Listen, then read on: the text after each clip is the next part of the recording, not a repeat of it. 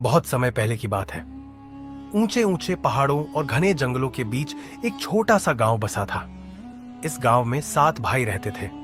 वे सभी मेहनती, ईमानदार और परोपकारी थे।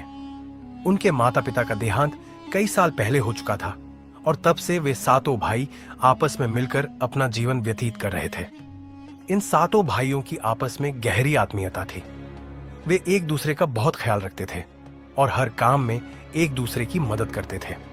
खेतों में काम करना, घर की देखभाल करना, भोजन बनाना, ये सभी काम वे मिलकर करते थे। लेकिन एक समस्या थी। घर में कोई महिला नहीं थी जो उनकी देखभाल कर सके, घर की सफाई कर सके और उनके लिए स्वादिष्ट भोजन बना सके। समय बीतने के साथ साथ उन्हें महसूस हुआ कि बिना किसी महिला के घर संभालना मुश्किल होता जा रहा है।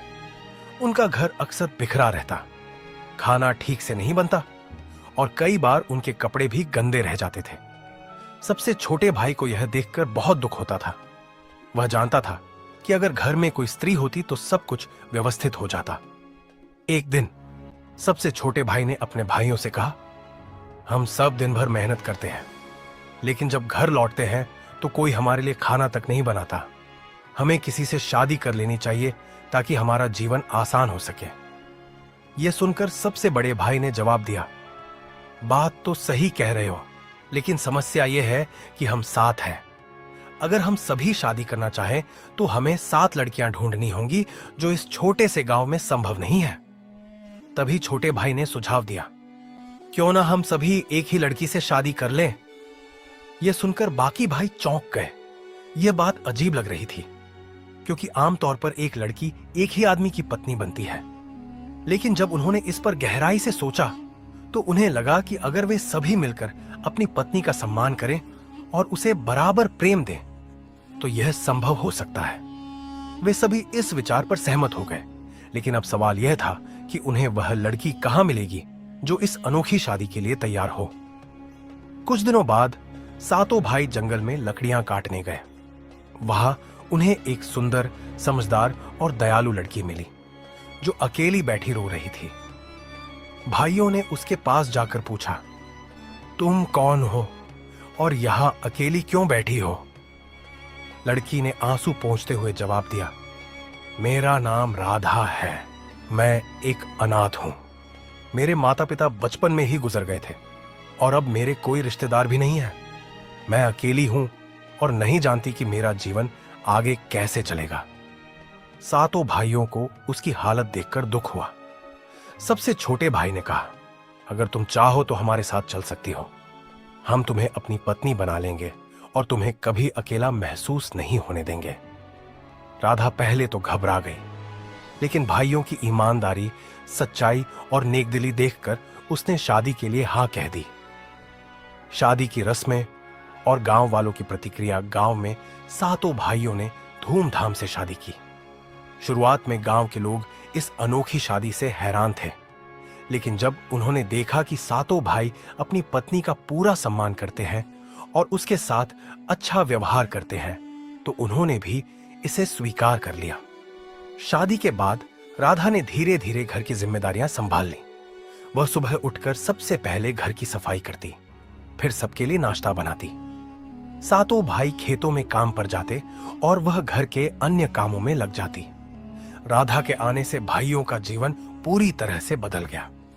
अब उनका घर हमेशा साफ सुथरा रहता, समय पर स्वादिष्ट भोजन बनता और हर चीज व्यवस्थित रहती। राधा बहुत समझदार और बुद्धिमान थी। उसने यह सुनिश्चित किया कि सभी भाइयों के बीच समानता बनी रहे और किसी को भी यह महसूस न हो कि वह किसी एक को अधिक प्यार या सम्मान देती है। उसने सभी भाइयों को उनके हिसाब से काम बांट दिया। सबसे बड़े भाई को जिम्मेदारी दी गई कि वे घर के बाहर के सभी निर्णय लें। दूसरे भाई को खेतों की देखभाल करने का काम सौंपा गया। तीसरे भाई को पशुपालन और दूध दही का काम दिया गया। चौथे भाई को लकड़ी काटकर घर में लाने का काम मिला। पांचवें भाई को पानी लाने और बागवानी की जिम्मेदारी दी गई। छठे भाई को बाजार से सामान लाने और व्यापार का काम दिया गया। सबसे छोटे भाई को घर के छोटे मोटे कामों में राधा की मदद करने की जिम्मेदारी दी गई। इस तरह राधा ने न सिर्फ घर की व्यवस्था सुधार दी, बल्कि भाइयों के बीच और अधिक एकता और प्रेम बढ़ा दिया। गांव के लोग अक्सर सोचते थे कि एक ही पत्नी के साथ सातों भाई कैसे खुश रहते होंगे, लेकिन जब उन्होंने देखा कि उनके घर में हमेशा खुशी का माहौल रहता है और कोई भी झगड़ा या मनमुटाव नहीं होता, तो वे समझ गए कि यह शादी सच्चे प्रेम और आपसी सम्मान पर आधारित है। धीरे धीरे गांव के लोग भी इस रिश्ते को स्वीकार करने लगे और इसे एक मिसाल मानने लगे। वे कहते, अगर हर परिवार में ऐसा प्रेम और समझदारी हो तो जीवन में कभी कोई परेशानी नहीं होगी। समय बीतने के साथ परिवार को कई नई चुनौतियों का सामना करना पड़ा। मौसम की मार, खेतों में कीटों का हमला, गांव के कुछ लोगों की जलन, लेकिन सातों भाई और राधा हमेशा एक साथ खड़े रहे। राधा ने भाइयों को सिखाया कि हर समस्या का समाधान शांतिपूर्वक और प्रेम से किया जा सकता है। यह कहानी हमें सिखाती है कि प्यार, सम्मान और एकता से कोई भी कठिनाई दूर की जा सकती है। जब परिवार में आपसी समझ और सहयोग होता है तो जीवन सुखमय बन जाता है। अंततः सातों भाई और राधा हमेशा खुशी खुशी रहने लगे और उनका जीवन आनंद से भर गया।